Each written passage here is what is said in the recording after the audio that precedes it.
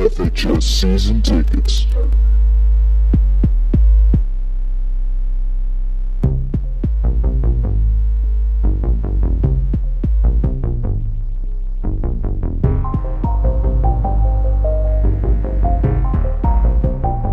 Welcome into another episode of FHS Season Tickets. I'm Michael. And I'm Nick.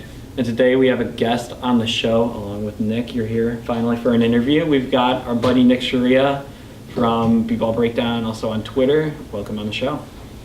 Yeah, thanks for having me back on, guys.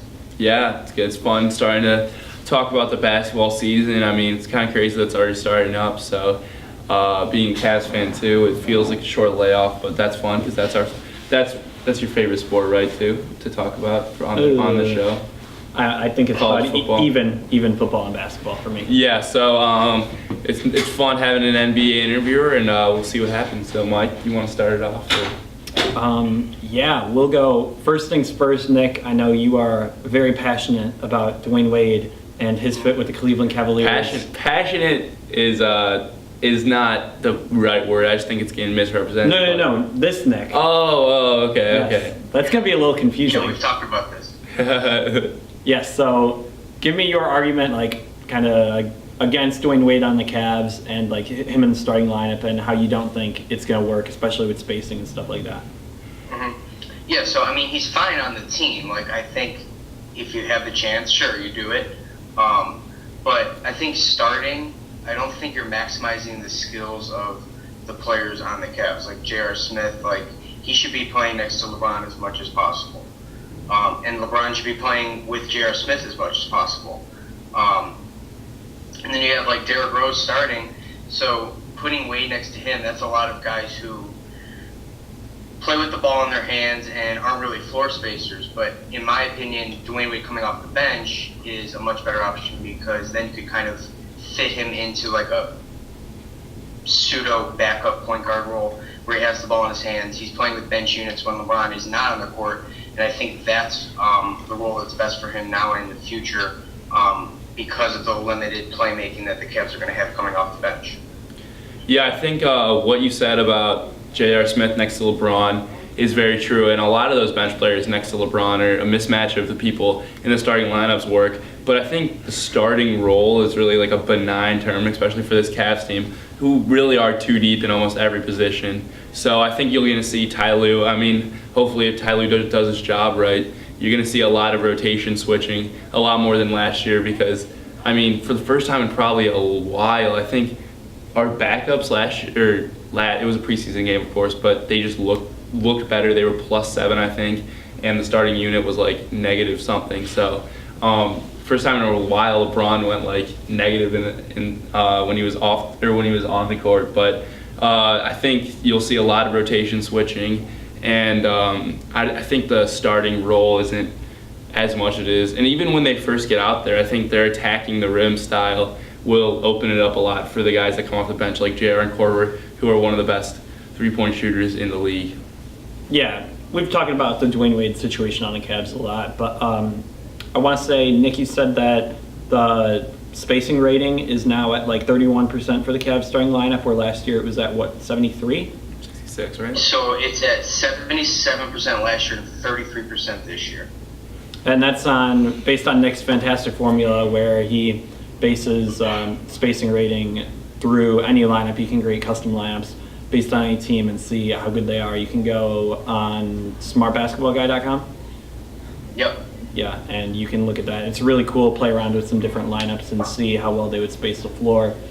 Nick, you want to jump into the next question? Yeah, I just we were watching the game. Obviously, I was watching the game last night, and I mean, everyone has varying opinions on just the IT coming back and just in general. What do you think that will look for the makeup of the team? Like, do you think he's a good enough floor spacer? Because obviously that's huge in the NBA now. And how do you think that will ultimately help the Cavs lineup moving forward when he does come back? So I think one of the really important questions is how the Cavs are going to use IT when he comes back. Last year, if you look at his season, it was absolutely incredible, and he's probably never going to be able to replicate that, if we're being honest. Like, his season was crazy outliers. Honestly, like one of the best seasons in recent memory. If we're looking at usage and efficiency, it was like incredible. It was almost on like Steph Curry levels. So he's probably not going to be able to do that again. But even if he's not, I think that's okay. I think still to maximize his talents, I think using Brad Stevens' formula that he used for IT, where he's coming off of screens, and because you have to use, because he's so small in stature, you have to get kind of creative with him. So you have to let him set screens and then get up, get it, set it down screen and come back to the ball. Like little things that you can do where he's coming off downhill. He can make simple passes where he's not going to have to skip the ball to the other side of the court. Things like that, I think, are really going to help maximize IT. Yeah. And I hope Ty Lue does that. Yeah, game planning for Isaiah is going to be super hard because they have a lot of other people they have to worry about, so that's something definitely to watch out for. And we'll see if Ty Lue can do the X's and O's really with Isaiah getting him involved. Yeah, that'll be something interesting to see. I've said that Isaiah's last season was one of the most ridiculous offensive seasons from a player in pretty much NBA history, and I'm glad you kind of backed me up there. Just his offensive numbers are ridiculous. His defensive numbers almost just as bad on the other end of the spectrum, but still, his offensive numbers were just so ridiculous last year that it'd be hard for any player to repeat them. But we're going to jump in a little bit different topic right here. The Golden State Warriors said that Russell Westbrook's style of play is easy to defend. How do you think that might change with the additions of Paul George and Carmelo Anthony? And do you agree with what the Warriors said about Westbrook? Yeah, so this is an interesting topic. I think last year, and you kind of already implied that with your question, is it was pretty easy to guard Russell Westbrook, especially for the Warriors, because the thing that the Warriors do, because they're so good at switching and they're so versatile defensively, is that if you don't have multiple guys who can isolate and get a bucket, like they're just going to win every time. So now that they have another two guys who can really isolate, like I think it's going to be a little harder for the Warriors to switch. I still think they'll probably have the upper hand. But when you go against the Warriors, and I think Mike Breda on Twitter talked about this, he kind of likened it to playing against a defense without being able to screen. Because when you screen, they just switch, and you're at the same spot you started with. Which is why you need guys to be able to isolate. So now that they have those guys, I hope Billy Donovan gets creative. I think I tweeted a few months ago, using the Hornets as a template and how they use Batum coming off the screens on the weak side. I think Billy Donovan should really use that when Russell Westbrook has the ball on the strong side. Hopefully either Carmelo's setting a ball screen for Russell or something's going on the weak side where Paul George is coming off the screens, which he's really good at. Things happen so they can kind of distract the weak side defense and they can't really key in on Russell Westbrook as much. Yeah, instead of like Roberson or Oladipo coming off those screens, you have Melo and Paul George, so that should help a lot for sure. Yeah, Paul George, really underrated spot-up shooter coming off the screens. He kind of killed the Cavs one game. He had like a couple, like 4 or 5 threes. George. That was, in game 3 when the Pacers were that big, and then the Cavs fought back and won that game. But Nick, you want to take the next question? Yeah, I mean, this kind of like been really talked about throughout the summer, just the craziest probably summer in NBA history when it comes with moves and everything. But how far do you think each team actually got? How close do you think each team got to, say, Cavs, Warriors? I mean, that's pretty much the template. People, I guess, like Warriors are definitely at the top of that, but how far do you think other teams really went in the arms race, so to say, of the NBA? And do you think there has been much team movement going on in the NBA at all? Yeah, so I think, I don't even know if I've said this publicly, but I will now. I think the Rockets are the second best team in the NBA. I think the concerns that Chris Paul and James Harden, like, there's only one ball, like, I think those are overrated and overemphasized. I think Chris Paul's a really good spot-up shooter, and he can play without the ball. He's going to have to do it more than he's used to. But I think James Harden with the ball, he'll be able to swing it over to Chris Paul, and they'll be able to really work both sides of the floor in that fashion. And then I just love some of the Rockets' other moves where, they got someone like Mute and someone like PJ Tucker, where I think they're getting closer to the Warriors, and I think the style that they're going after is one that is going to give the Warriors a bit of problems. I still think the Warriors are, without an injury, like, they're the clear front runner. But I think the Rockets did the most to get closer to the Warriors than any other team. Yeah, you mentioned to me while we talked at the soccer game about the Rockets being the second best team in the NBA. So my two questions. That was before the Carmelo trade, though, right? Yeah, but Yes, that doesn't have anything to do with the Cavs. Realistically, there are people that think that OKC could be the second best team in the league. I'm not one of those people, but I mean, that's a major move that did happen. Yeah, but going back to my question, do you think Houston has a better chance to beat Golden State in Cleveland? And if the Rockets and Cavs met in the finals, who do you think would be the favorite? Okay, so that's a really good question. I think I would probably, if Isaiah Thomas was healthy, probably give this slight edge to the Cavs, just because of experience, and having LeBron when he turns it on is just incredible. But I think in the regular season, Houston's like the upper team. Yes, Houston will win more games than the Cavs in the regular season. LeBron's always in chill mode in the regular season. And what was the other question? So who would LeBron? Who's more equipped to beat the Warriors, and who would be a favorite in the finals? Oh, more equipped to beat the Warriors. See, that might be the Rockets because of how much switchability they have with now Tucker and Mute. Because obviously Anderson's kind of the spot where the Warriors are going to look to attack, but now that they have other guys that could easily take Anderson out and play really, really small with just a ton of, they could go Paul, Harden, Ariza, Mute, and Tucker, and just like switch most of everything. Because Harden's really strong, so like he can guard bigger guys. I know his effort kind of wanes, but he's definitely a guy who can guard bigger guys, and so can Chris Paul. So I think in terms of switchability, I think the Rockets probably have the upper hand.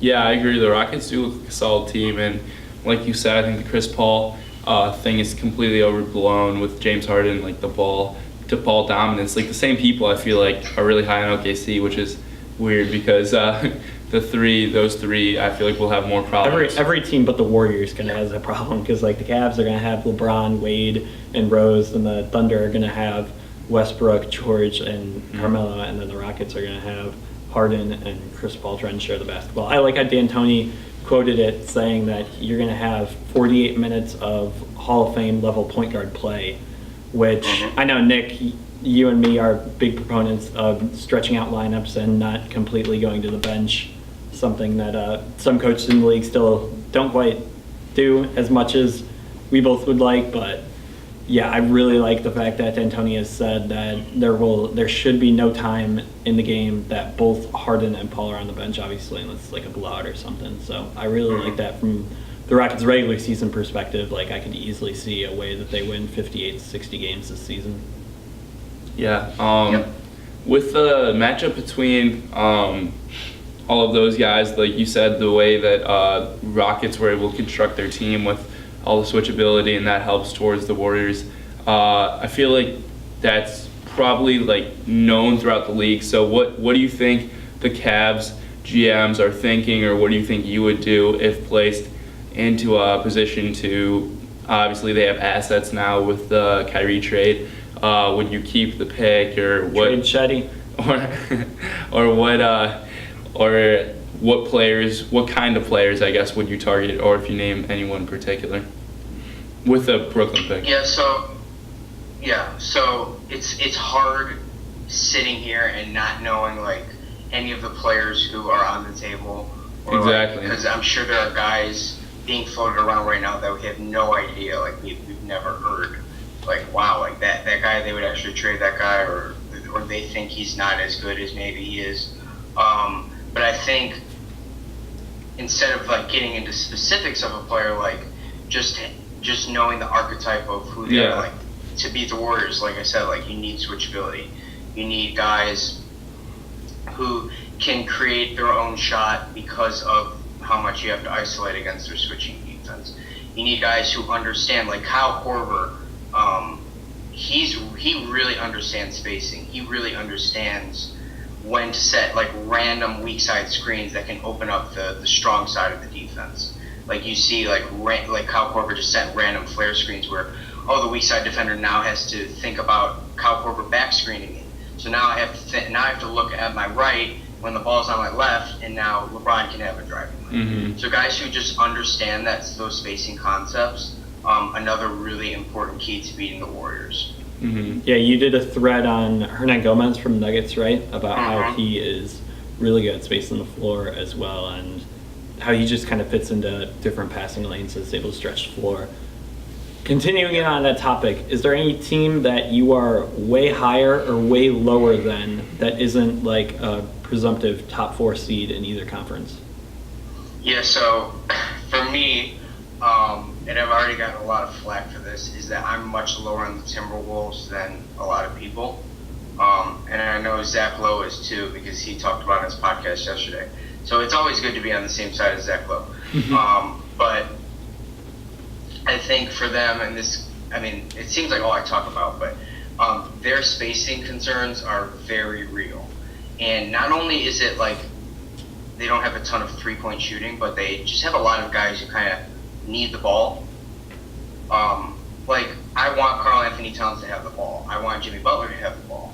And they don't really have a point guard who's more of like a ball mover. Like, I think it would have been much better if they went for someone like George Hill instead of Jeff Teague, who instead of their first inclination is to score, like, it would be better if their first inclination was to put the ball into those guys' hands.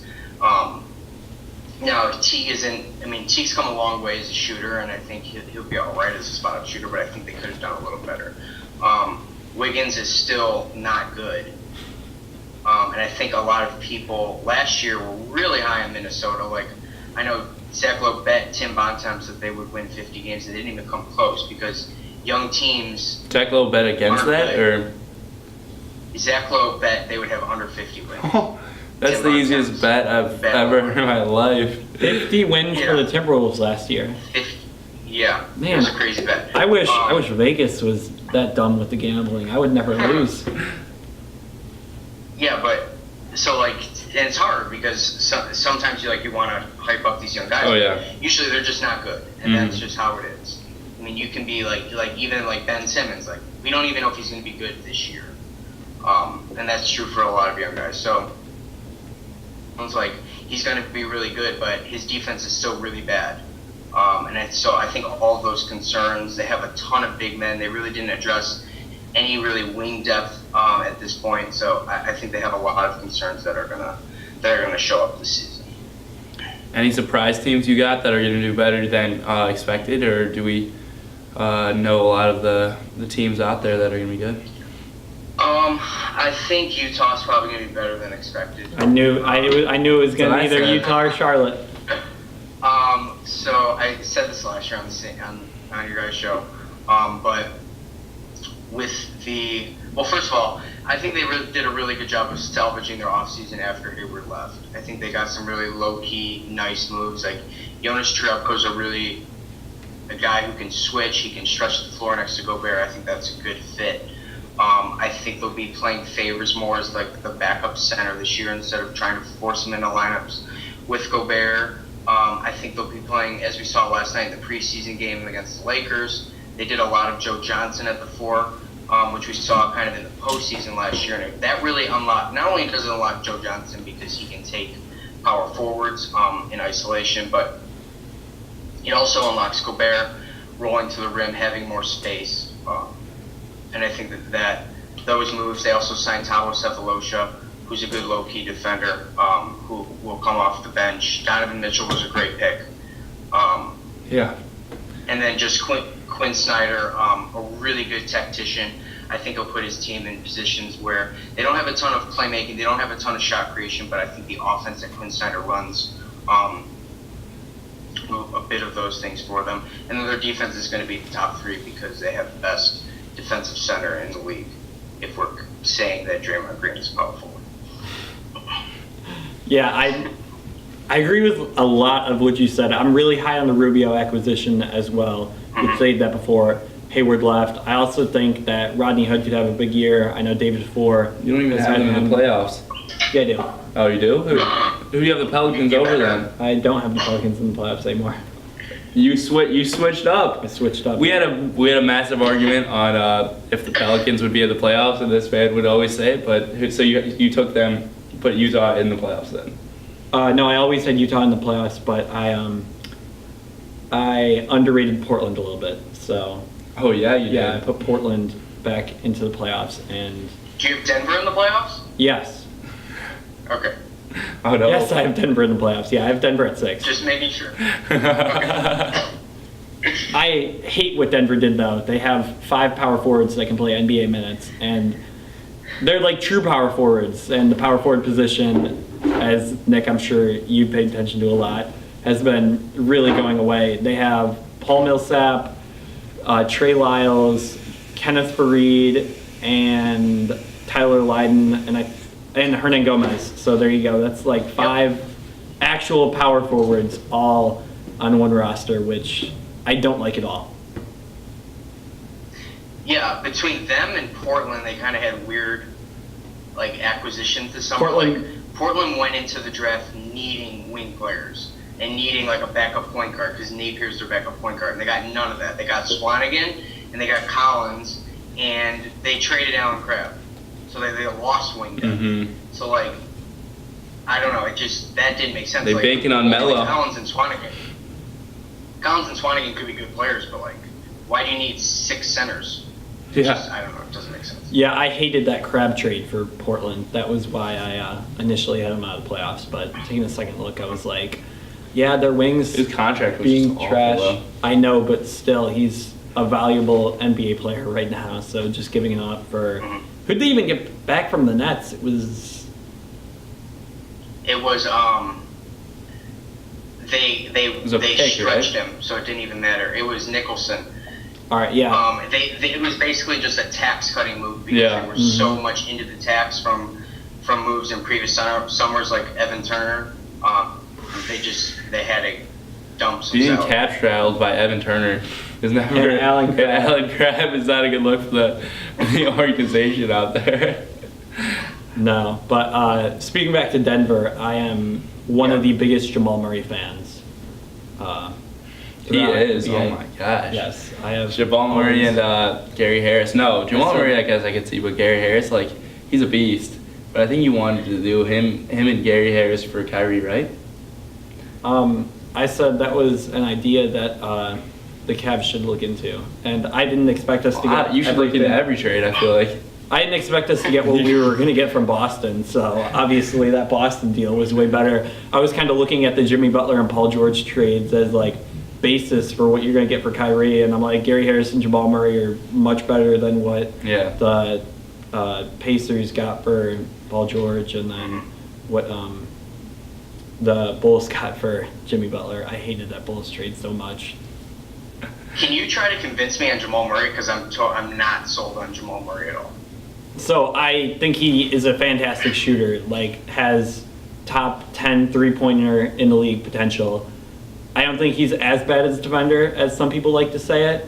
And I also think he is really adaptable playing on ball and off ball. So I think that's really valuable as a 2-guard who can also bring the ball up the floor and play some point for Nuggets, which I think he does a lot this year. All you had to say is he was a Cal grad. That's all you had to say. Calipari, babe. I loved him at Kentucky. I said really early Loved on him at Kentucky. that and I hate Kentucky too. So if I like the kid at Kentucky, that has to mean something. I said that he was the 3rd best player in the draft behind Simmons and Ingram, like way early on. And then he had like a 15-game streak of scoring 20 or more points. That like really made a lot of people higher on him too, like I was. Yeah.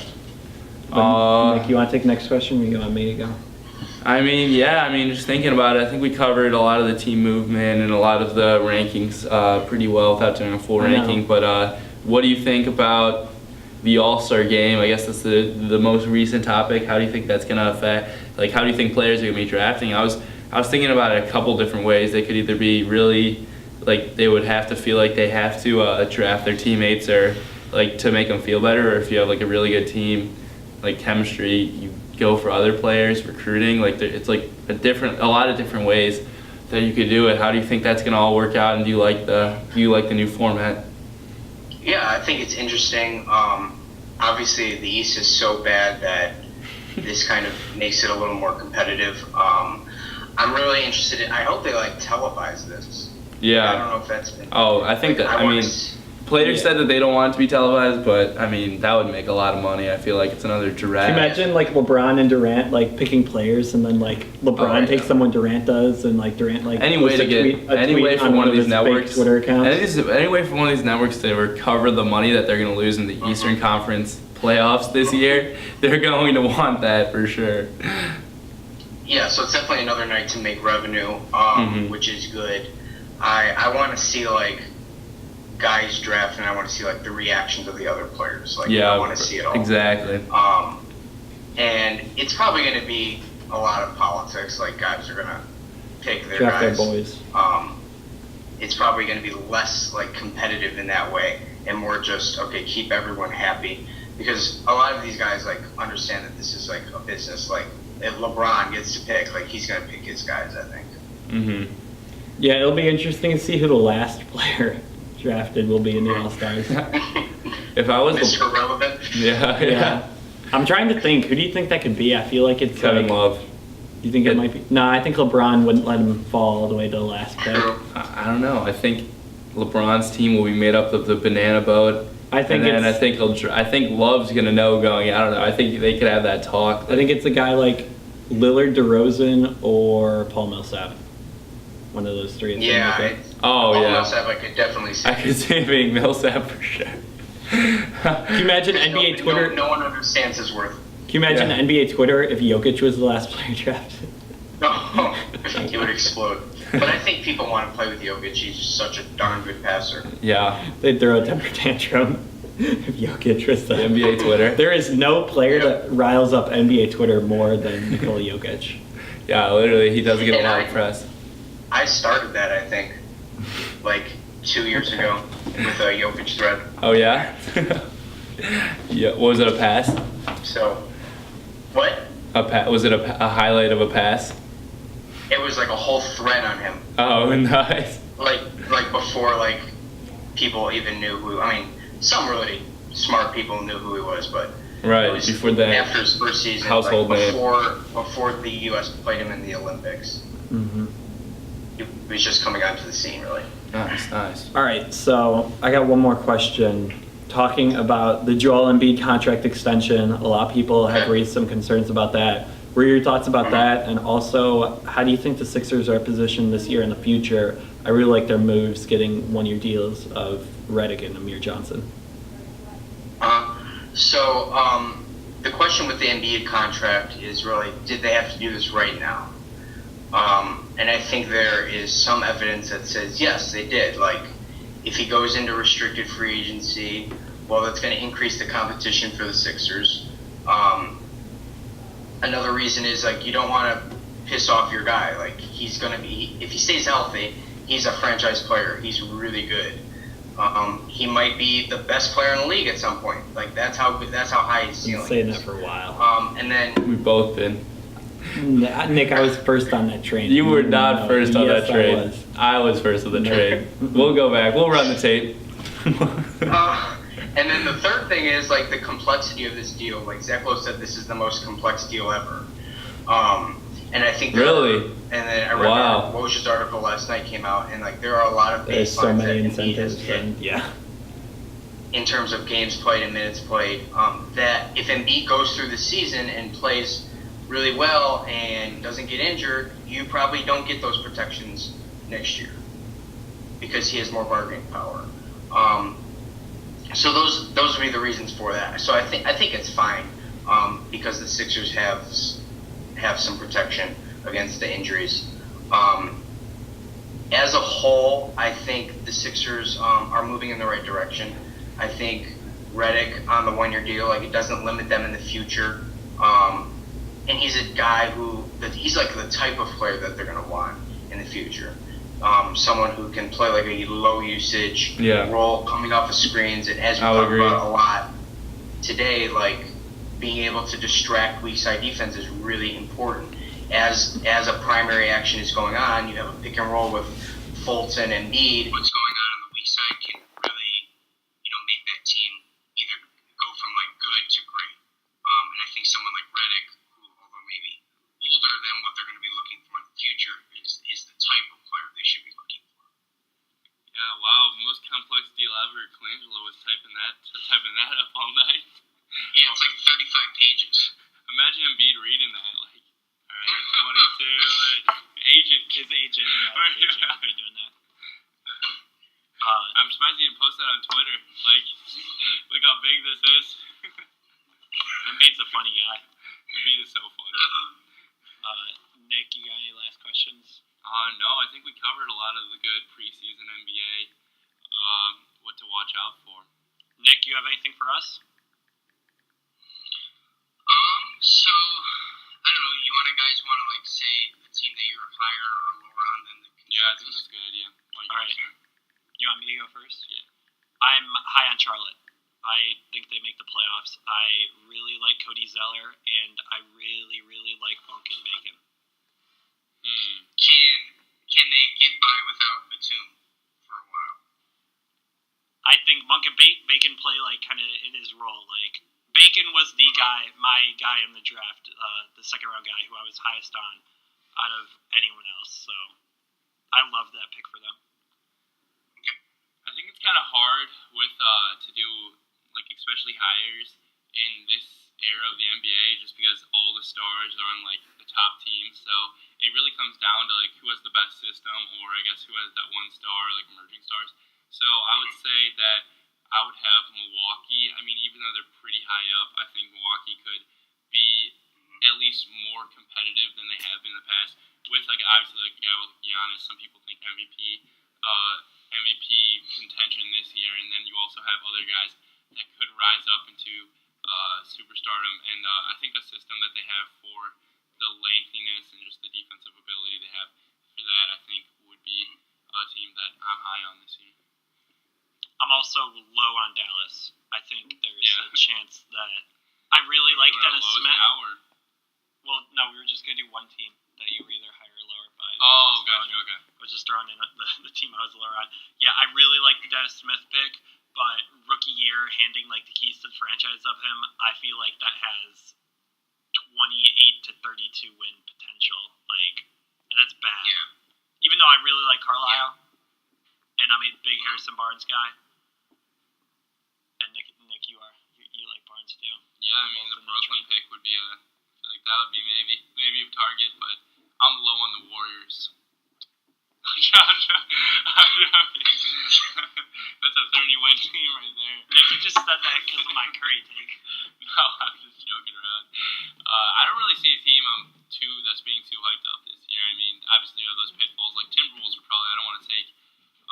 Because a lot of people are on them. Yeah, but I could definitely see them falling off, especially just watching them a little bit. But I guess we'll see. If there are any other teams you want to mention, I know you already mentioned a little bit about yours, but yeah, one more team that I wrote down. I have the Celtics being overrated right now. Thank you. Thank you. So I think they lost, like, one of their things that they were, like, so good at. Their biggest asset last year was their depth. Yes. And I think it took a massive hit. Like, not even only losing Jay Crowder and Avery Bradley, but they lost Jerebko off the bench. They lost Amir Johnson, who was a starter. They lost Olynyk, who really is a guy who, like, does a lot of the little things that help Brad Stevens unlock certain plays in his offense, like with the dribble handoff. Kelly Olynyk's amazing at that. And they got Baines, who's pretty solid. Like, I think he'll be a good addition, but I don't know if they did enough elsewhere to combat those losses. And then I think they'll be playing Jaylen Brown and Jason Tatum a ton.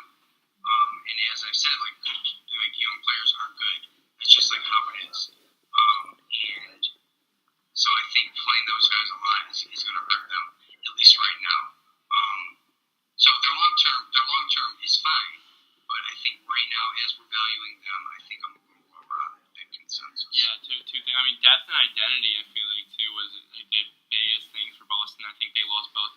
And I also just think that, I mean, I feel like the whole Cavs versus Boston rivalry, I mean, obviously it's going to be a rivalry when players switch teams, but I feel like it's completely underblown with the competitiveness. Like, right now, looking at the Cavs roster, I would have them beating Boston in a competitive series, in a series. I don't know how the wins would work out, and that's just right now with, it would basically be a straight up trade between Jay Crowder and Kyrie Irving, and that's really bad if we traded Kyrie and they got to pick Jay Crowder, and we got Jay Crowder and we're still beating them, in my opinion. So I think that was really overblown. But what you said about young players are just never good. You think one exception of that was the crazy Embiid's value to the Sixers last year and how much he was winning. Like, he was in the league for 2 years prior, but I think that could point to, Embiid's maturity, obviously, but also talent-wise too. So, just something to think about. Embiid's impact was crazy. Like, he's definitely an outlier to that general trend. Yeah. But, like, for me, especially if I haven't seen a player like. Oh yeah, I completely agree with you on the young thing too. Yeah. My first instinct is like, okay, he's not going to be a positive impact player, and he definitely was, especially like just looking at his rim protection, just like giving up like 41% of the rim, best in the league. That's wild. Absolutely being able to. He can do it all. Yeah, that's crazy. Yeah, I actually used the same word. Embiid was a total outlier when I was having the rookie debate because somebody mentioned him, and I'm just like, he's just not comparable to anyone else. And then, yeah, his rim stats are incredible. I think Gobert, Draymond, and Embiid have separated themselves from everyone else defensively in the league. But that will wrap it up for this episode of FHS Season Tickets. I hope you guys enjoyed. If you did, make sure to leave a like and also subscribe for more season ticket